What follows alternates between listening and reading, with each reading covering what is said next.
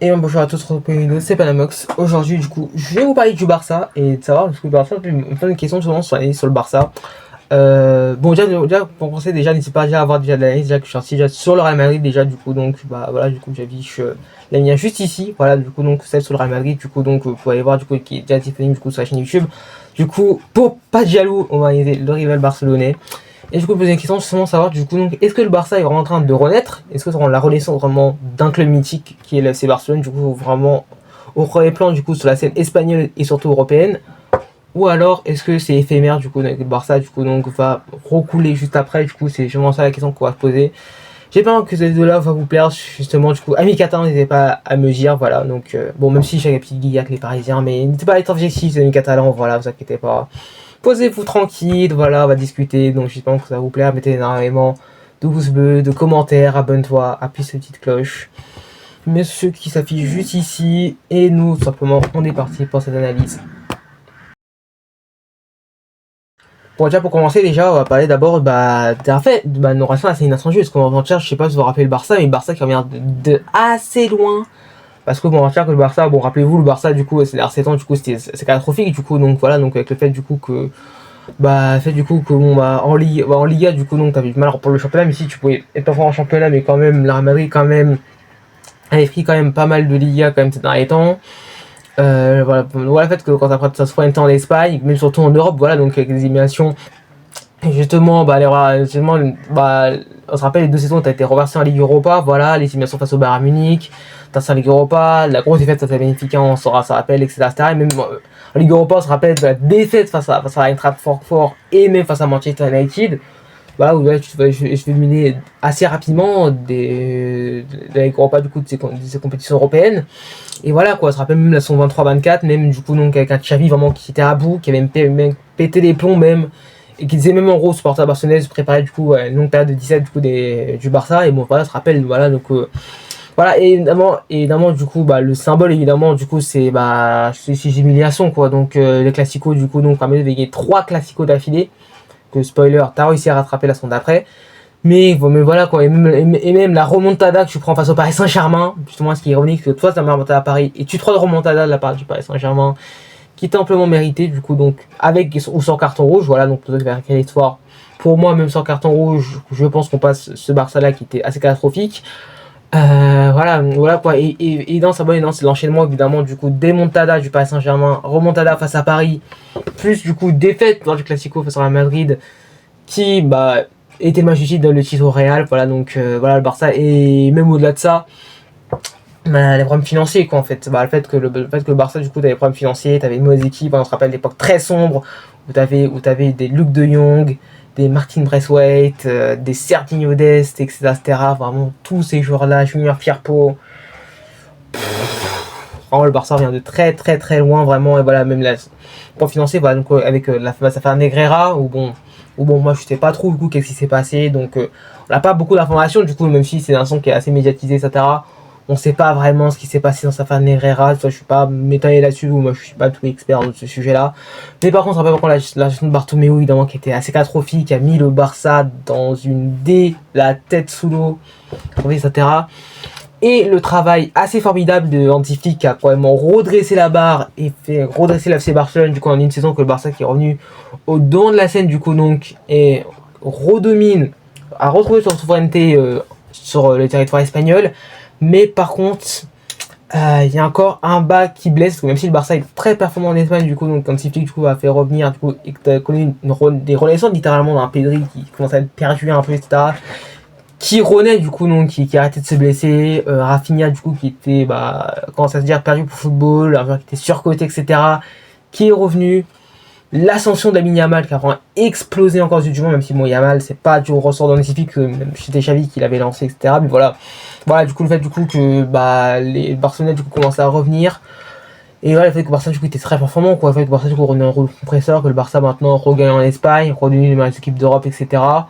Mais il y a un bas qui blesse toujours. Et bon sur son coup du coup ce bas qui blesse toujours évidemment je pense que vous savez, c'est en Europe. Et particulièrement avec des champions parce qu'on va dire du coup que même si le Barça du coup a connu une renaissance du coup, donc le Barça du coup un retour du coup incroyable du coup grâce au formidable travail du coup de Hansi Flick qui a restructuré le Barça, qui a redonné vraiment un vrai ADN de jeu qui a un peu rompu avec la tradition un peu du coup, donc tiki taka qui commençait à peu être anachronique et complètement dépassé. Voilà, du coup quand on fait des coachs du coup comme je sais pas Valverde, Kili, Seychelles, etc. Du coup un football du coup qui est assez dépassé et tout, bah c'est en Europe et en Ligue des Champions particulièrement, parce qu'en Ligue des Champions bon, malgré tout, elles sont passées, bah, tu fais demi-finale, du coup, tu sors face à l'Inter, même si non, c'est l'une des plus grandes demi-finales de l'histoire de la Ligue des Champions.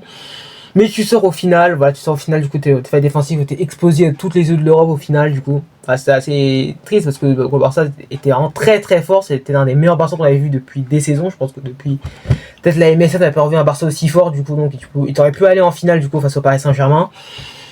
Et bah, et cette saison-là qui s'est terminée là, bah, encore pire parce que là tu perds en quart de finale contre l'Atlético Madrid qui t'a éliminé dans deux compétitions, en Coupe d'Espagne et en Ligue des Champions. En plus qui te saborde du coup avec un carton rouge du coup Barcy du coup qui te saborde.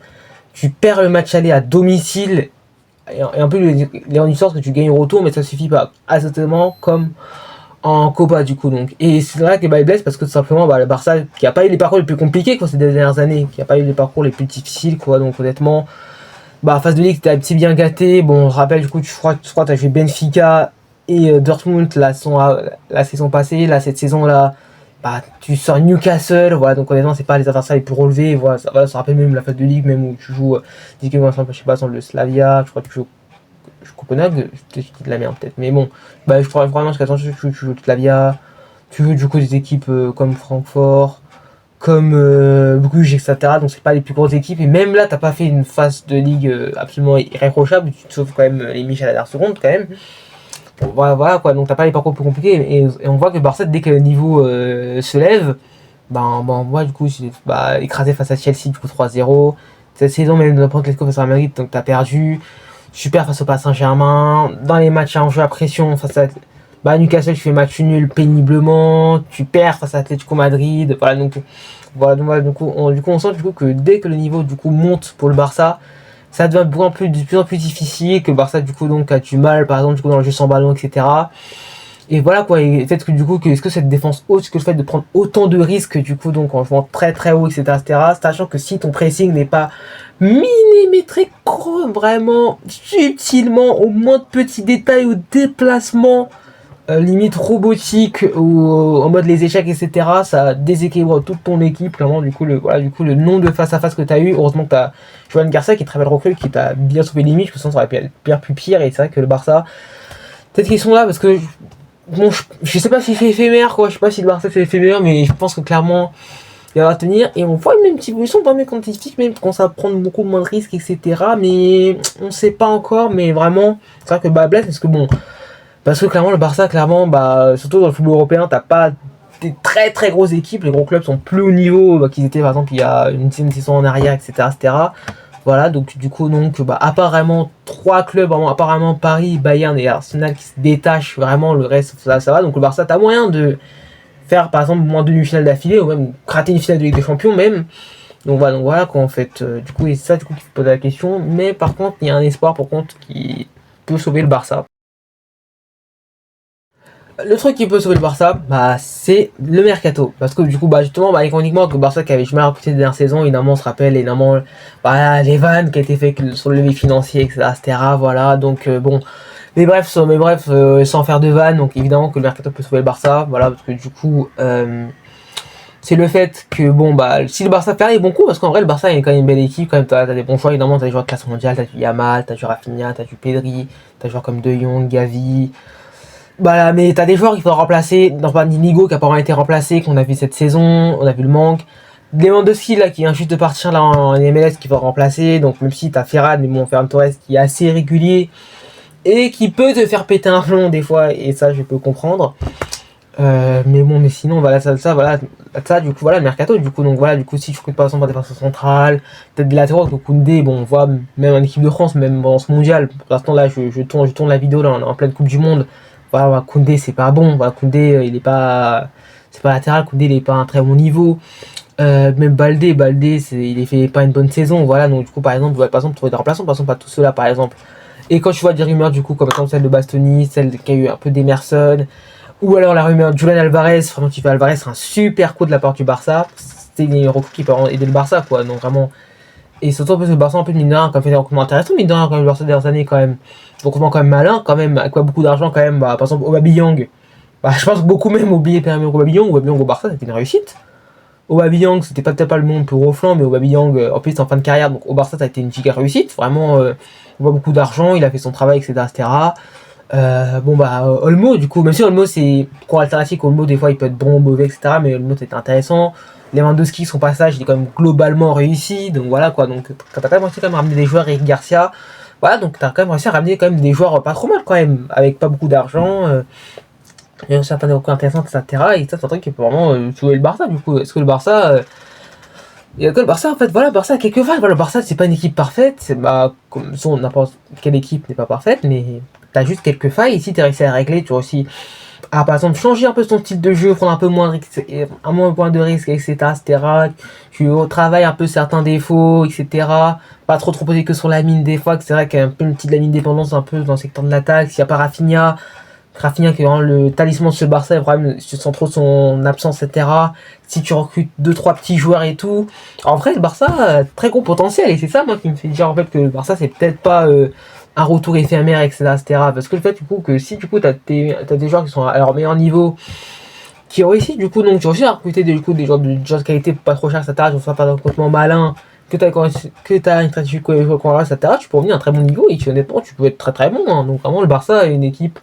On prend le plus de kiff à voir jouer, etc. Et le Barça, honnêtement, a pas grand chose pour revenir à un excellent niveau. Et c'est ça ce qui est assez incroyable. Bon, voilà, je pense qu'en conclusion, ce que je peux dire, c'est que le Barça, du coup, a connu du coup, une renaissance, du coup, donc totalement inattendu. Le fait que, bon, bah, que même nous, on pensait tous que le Barça était parti, du coup, pour une longue période de disette, du coup, que l'après Messi, d'un mois, toute la gestion, toute la merde que t'avais en interne avec Deco, et la porte aussi, qui a quand même fait beaucoup de n'importe quoi aussi au Barça, etc.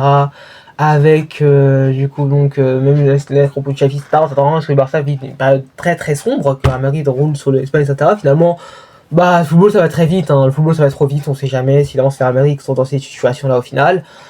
Bon, le Barça qui a connu une belle renaissance, on dit qui a fait un travail monumental pour sauver le Barça. Et simplement ce qu'on remarque encore, c'est que bah, sur l'aspect européen, ça coince un peu. Ça coince un peu quand sur l'aspect européen encore, que tu as encore du mal encore à passer ce palier européen, et que dès que le niveau s'élève, dès qu'une équipe te regarde vraiment dans les yeux et il joue pas avec la peur, etc. T'as encore des failles encore sont beaucoup trop visibles, encore des choses à régler, mais qui peuvent se régler avec un bon mercato, avec du coup donc une stratégie du coup qui est cohérente, avec un plan du coup qui marche très bien, du coup ça va dans le jeu, même dans la gestion, ça commence à se restructurer, etc. Bon, du coup, par exemple, on va voir le recrutement de Gordon, on va voir qu'est-ce que ça donne, mais le Barça qui travaille assez bien, et qui, comme ça fait un miracle, parce que le Barça, dans n'importe quelle situation, un club normal s'écroule, mais bon, évidemment, c'est aussi le poids de l'histoire, le poids de l'institution aussi, etc., qui compte pour le Barça, qui a fait la différence. Donc, voilà, en fait. Et du coup, moi, c'est ce que je dirais en conclusion, du coup, pour cette version-là, je pense pas que ça fait éphémère. Bon, désolé, du coup, j'avais des problèmes de stockage, mais bref, voilà. J'espère juste rapidement pour vous dire que j'espère que cette vidéo là vous aura plu. Mettez énormément de pouces bleus, de commentaires, abonne-toi, appuie cette petite cloche pour te rendre les prochaines vidéos, n'hésite pas à soutenir mon travail, mes réactions en commentaire, voilà, du coup, voilà, bon, n'hésitez pas à dire à Barcelonais qu'est-ce que vous pensez justement de cette analyse. Les sociaux que vous avez juste ici, on se voit pour une vidéo, c'est pas Panamox, prenez soin de vous, allez, salut.